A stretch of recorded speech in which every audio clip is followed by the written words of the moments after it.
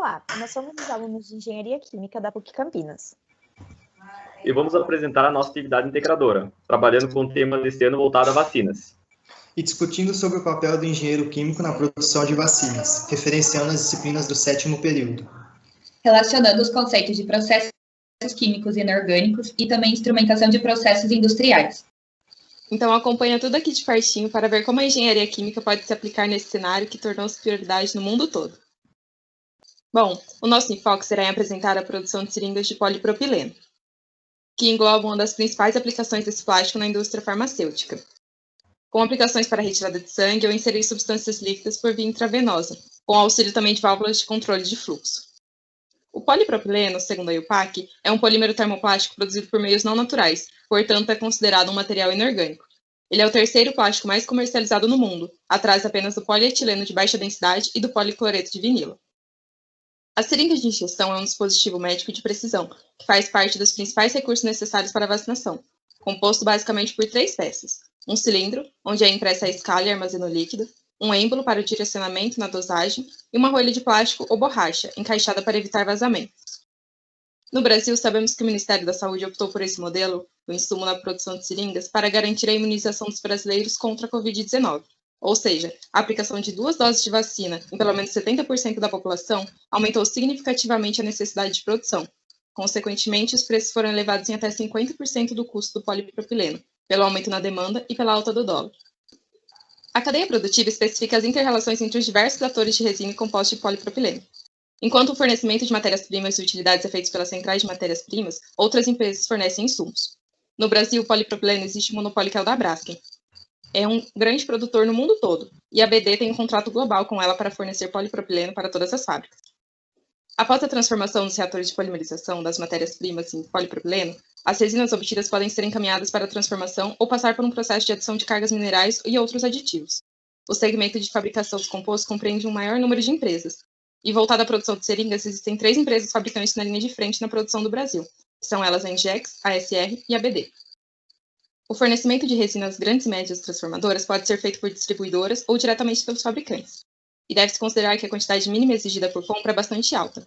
Além disso, o prazo de entrega nem sempre atende às necessidades do negócio. Portanto, nas pequenas empresas transformadoras, o fornecimento é feito apenas pelas distribuidoras, ou tratado diretamente com o fornecedor de resinas termoplásticas. Por fim, os produtos transformados podem ir direto ao consumidor, justamente na necessidade do uso das seringas ou a outras empresas produtoras de bens de consumo. Produção do polipropileno. O polipropileno é um polímero obtido através da polimerização do propileno, ou, como mais conhecido, propeno.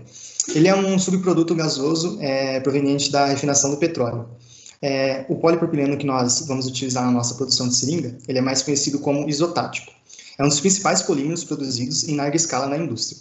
Ele é produzido com a utilização de catalisadores, podendo ser utilizado o tetracloreto de titânio ou o cloreto de magnésio.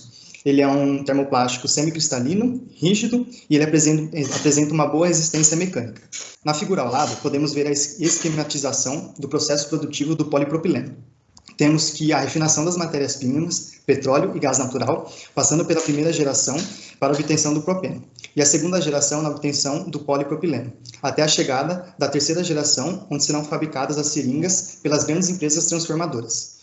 Temos, hoje em dia, uma busca por opções mais sustentáveis para a obtenção do polipropileno, como uma forma de não se ter a utilização do gás natural ou petróleo. Podemos enfatizar que no mercado mundial há uma necessidade de produtos ambientalmente mais favoráveis, sejam biodegradáveis ou obtidos por recursos renováveis. Com isso, temos o aparecimento de novas rotas tecnológicas para esse tipo de indústria.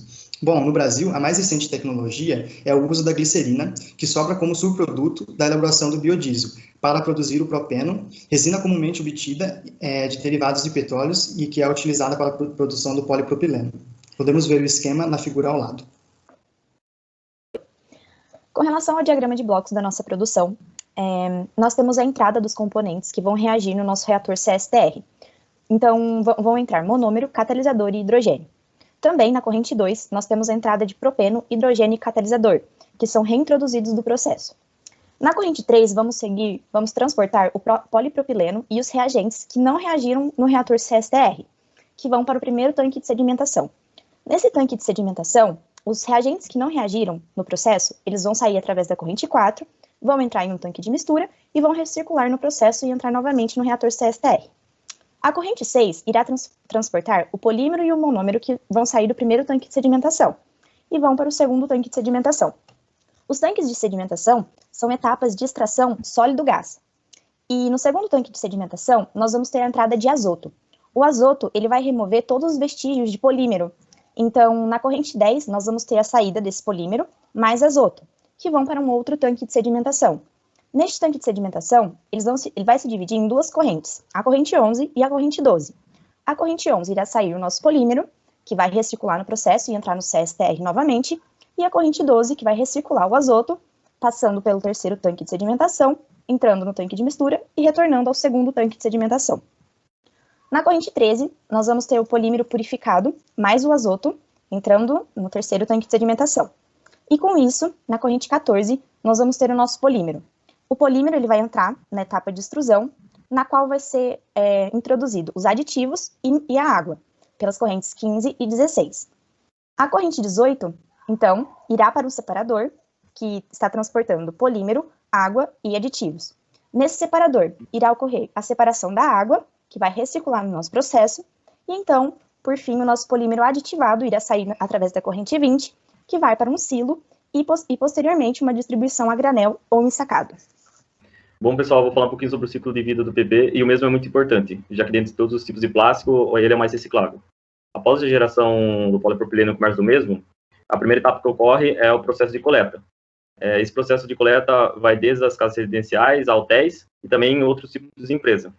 E esses fazem a separação do mesmo. Então, já começa o processo da reciclagem. A partir daí, o polipropileno é transportado para as fábricas que fazem o processo de termoformação, no qual é aplicada uma temperatura no produto e para se fazer a moldagem se faz através da diferença de pressão. Então, você aplica nele uma pressão positiva ou negativa. E daí, com isso, você consegue obter novos produtos. Vale ressaltar também que, para você melhorar a sua logística, você sempre deve buscar a maior quantidade de produtos possíveis de um menor tempo ou na mesma carga. Porque você ficar indo lá várias vezes buscar, você pode acarretar em um excesso de transporte, e isso pode gerar trânsito na cidade, dependendo do horário, e também a emissão de dióxido de carbono. Esse novo produto gerado, ele adquire um valor agregado, e ele é usado em embalagens de remédios, sabonetes, creme, dentre outras coisas. E é importante para o gerenciamento, conservação do meio ambiente e reutilização, propagandas e imagens que incentivem e ajudem a conscientizar as pessoas, para que desde casa, desde que você seja criança, e desde as residências a grandes fábricas, tudo mais, você cria essa conscientização para que você tenha a separação correta do material. Sendo assim, você consegue ter uma reciclagem contínua do resíduo e uma reciclagem eficaz. Além das seringas, que são feitas do polipropileno, é possível também fabricar torneiras 3 vias que são conhecidas para a área da saúde. E eu vou explicar para vocês qual o funcionamento delas. Elas são embasadas em válvulas de controle de fluxo, que tem como objetivo regular a pressão e o fluxo de um fluido, através da taxa de fluxo, reduzindo a taxa de fluxo de uma seção específica. Para que funcione essa válvula, é necessário que haja uma diferença de pressão a montante e a jusante, como mostra a figura abaixo. Além disso, existem vários tipos de válvulas de controle de fluxo, para diferentes tipos de fluidos. Um exemplo é a válvula de esfera 3 vias, que ela é utilizada para fluidos que deixam depósitos sólidos. Essas 4 imagens acima mostram quais os tipos de fluxo que se pode ter em uma válvula de 3 vias. A costa da torneira, onde é arredondado, quer dizer que o fluxo é interrompido. Ou seja, esse tipo de válvula existem 2 entradas e uma saída, e pode funcionar de alguma dessas 4 maneiras.